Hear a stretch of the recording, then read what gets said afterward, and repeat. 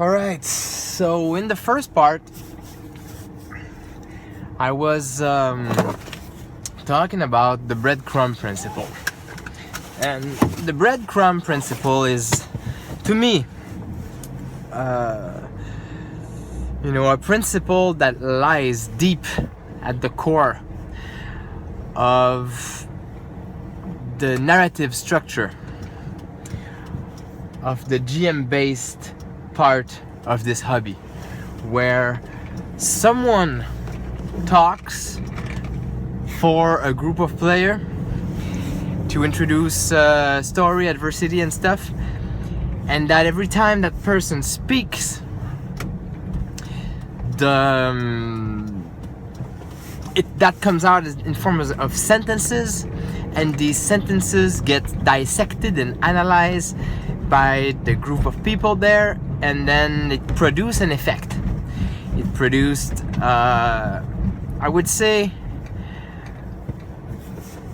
I don't want to make a negative value judgment on it, but it's an effect that is strong, that it's there, and it feels like breadcrumbs, where the next thing that person says is what's supposed to be done, and everything comes out as some sort of a red herring to what we should do, what Stevie should do.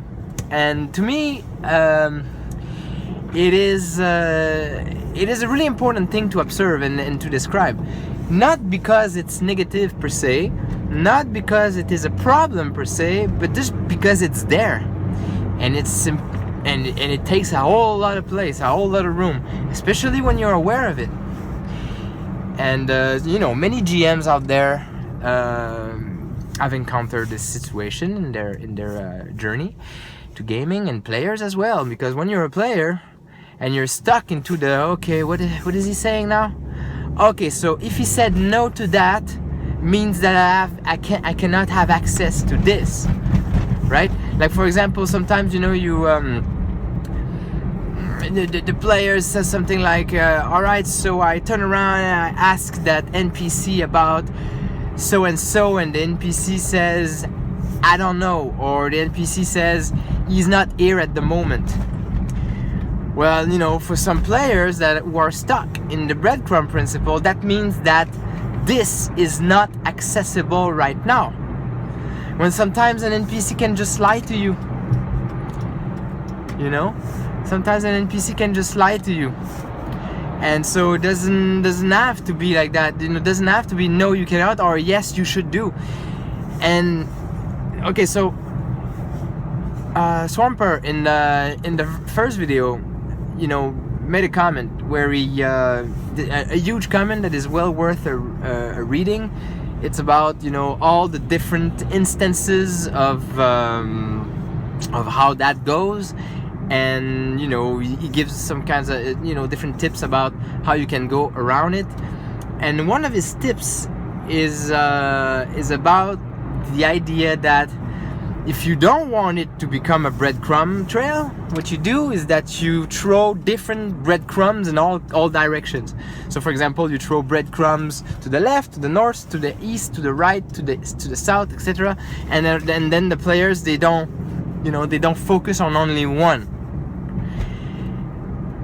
And to me, this is it's not a bad idea. It probably works a little bit, but to me, it's just dividing the problem in just small particles. It's just repeating the same principle in all directions.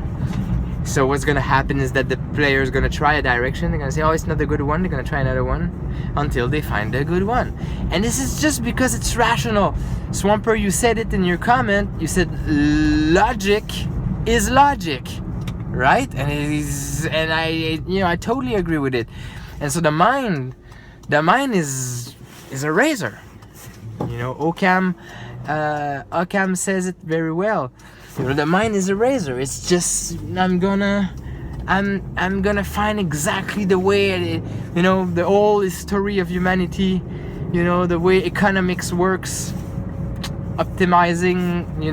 Power gamers, they optimize their things.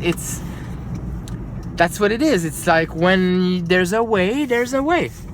Now, concerning the other aspect of part 1 is that part 1 is a mess of a video, like this one's gonna probably be, because it's not an easy topic to discuss. But there is also, there's something to be said about the idea of what do you do, like, I don't want to come back to this, because for some people it's just a matter of, like Swamper said in his comments, it's just a matter of showing where my narration ends and where the other narration should start. To me, it's more important than just that, because every time this is proposed, it says, all right, in other words, it says, what direction are you taking? Implying that there's a need for direction, that there's a need to find something, or that there is something to be found. And that is a crucial element as well, to express that thing with the breadcrumb effect. It's because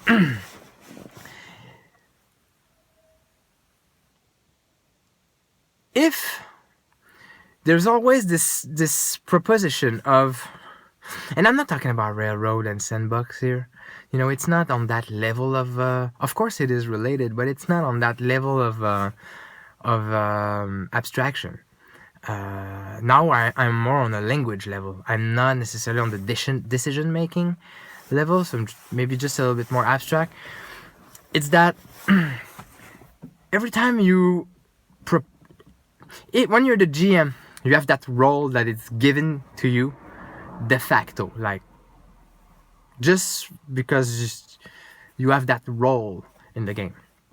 So if you talk to the players with that what Stevie would do approach, what do you do all the time, the players fall into that stance of, I need to do something, we need to do something, the story gotta move on, there is a direction to be found, let's listen to the GM, right?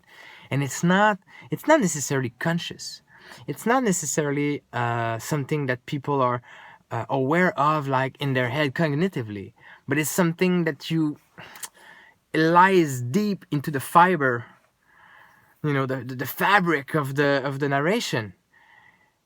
There is someone that throws clues at you, kind of thing, and you as the player is supposed to demystify that and find a way. And this leads to that. This is the reason why the breadcrumb principle is there. So obviously a lot of people are not concerned by these level of abstraction, and I understand that. So I'm not criticizing your style. I'm just saying that this is part of the hobby. It is part of the GM based narrative structure, and it's really, really hard. I don't think it's easy to go around it. And to me, the solution, I see the only way I manage to get out of it, and it's not perfect, and it doesn't work well that much, but it works a little bit, is by giving more agency to the players. And because by doing so, you allow the breadcrumbs for coming from all direction. And it's not the same thing that Swamper mentioned, because Swamper mentioned in his comment that the breadcrumbs come from the GM, and GM put different red herrings everywhere. So the player goes there, and then they go there, and then they go there, and then they go there, and then they go there. But if the breadcrumbs comes from the player also, now it goes like that, and now, where do we go? Now even the GM needs to follow the player sometimes. So that is different. That creates some kind of a two-way breadcrumbs. It's still there. The breadcrumb principle is just the idea that when we speak, we make propositions, and these propositions are linked to the sentences that we phrase, and these are always goal oriented, because when they're not goal oriented, they make value judgment on things, and eventually, you know, it all comes down to this: what's gonna be good is what people are gonna agree to do on, you know. It's and it follows that structure, that's some kind of a domino effect where, you know, the good story is the one that's gonna be told. It's not the one that should have been told, but this one never existed anyway, you know. So you know, obviously this is a little philosophical, but it's simply the idea that when you need to be aware of that structure when you GM and when you play with a GM, because if you're not, you might gonna be stuck into that principle and not understand why, you know, you're doing the quantum ogre, or why you are prepping so much, or why you have to railroad, otherwise you're not confident about your storytelling and you don't allow yourself to improv. You know, for me, when you have another way is sabotage, and this is what I'm trying to do. This is what I'm doing right now with my mage campaign. What I'm trying to do is that finding a way to prep as minimalist as possible, so the player will not have anything to dissect in the stuff I say. That's the point right there that I'm trying to make, is that if you have nothing to hide in what you're saying, there's nothing to be found, so there's no breadcrumbs. It's just and actually, Swamper, you mentioned it in your comment where you need to show the stuff to the players, the show don't tell idea, right? Where don't tell, just show. It is in your comment. It's right there. It's instead of just showing stuff, you know, let them find out and give a bigger picture, broader picture to make sure that the crumbs are not too obvious, kind of thing. Well, imagine a narration where there is no crumbs at all. A long, deep, rich narration full of stuff, but there's no crumbs. Or really, really not a lot of crumbs. Like, I mean, so minimal. Obviously, if there is a little bit of crumbs, the player are gonna jump on it and they're gonna go that way, and then you're gonna become, you know, telling the story alone.